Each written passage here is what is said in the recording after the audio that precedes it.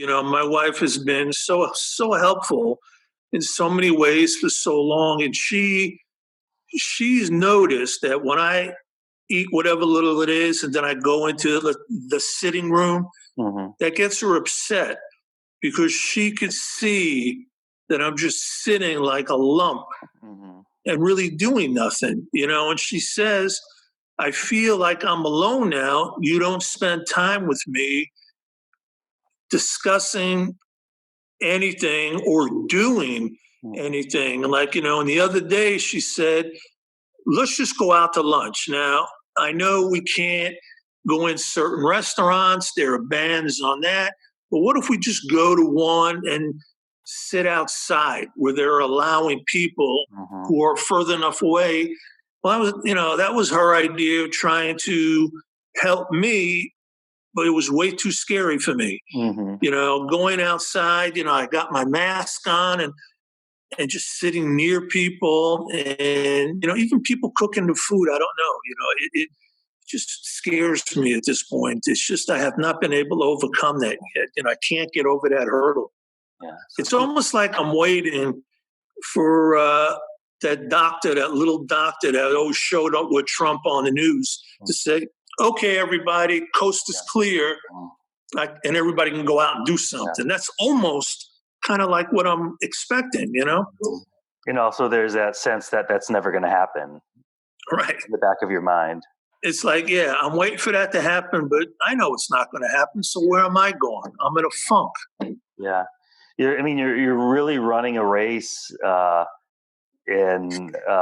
without the finish line. Right. I'm running and running. I'm running and running, but there's no finish tape, Yeah. Yeah. And two things I hear and with your that story about your wife is, one, that you really feel the love from her, of her wanting to really make you feel comfortable, and two, you still have this fear. Absolutely. Yeah. Absolutely. Yeah. And so you've shared a lot with me, and you mentioned how it sort of, released some or lightened the weight on your shoulders, on your chest a bit. Yes. How do you speak like the way you're speaking with me to your wife or to other people where it feels the same way? It's real hard. I don't, being a New York male for my generation, way back when, it was always very hard to open up and express emotion to certain types of people, your wife, your girlfriend, certain friends. The only time that I really felt comfortable expressing any kind of emotion to would be if it was a therapist, or one or two I've talked to in my whole life. That was it. But opening up like I'm talking to you with most other people, it doesn't happen. It doesn't happen. Yeah. And it's not something deliberate that I'm deliberately not doing. You don't realize it.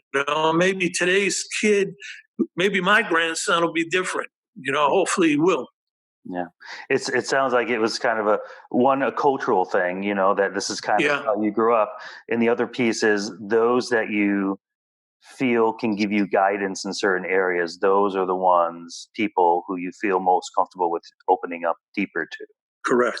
Very true. Very true.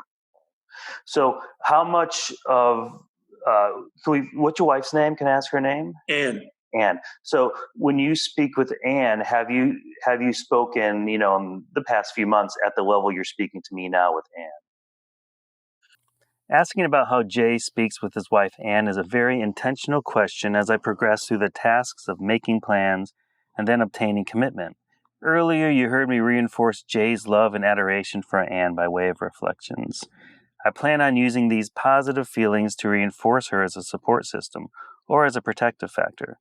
Again, it is much easier to activate a support that is already embedded and trustworthy rather than trying to find new sources of support.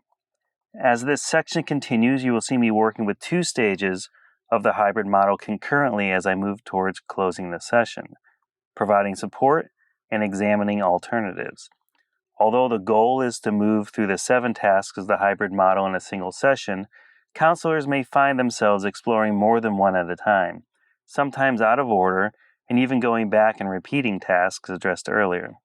Like most models in psychology, the stages here are not meant to be rigidly sequential, and although flexibility on the part of the therapist is always an important quality, this is especially the case in crisis counseling.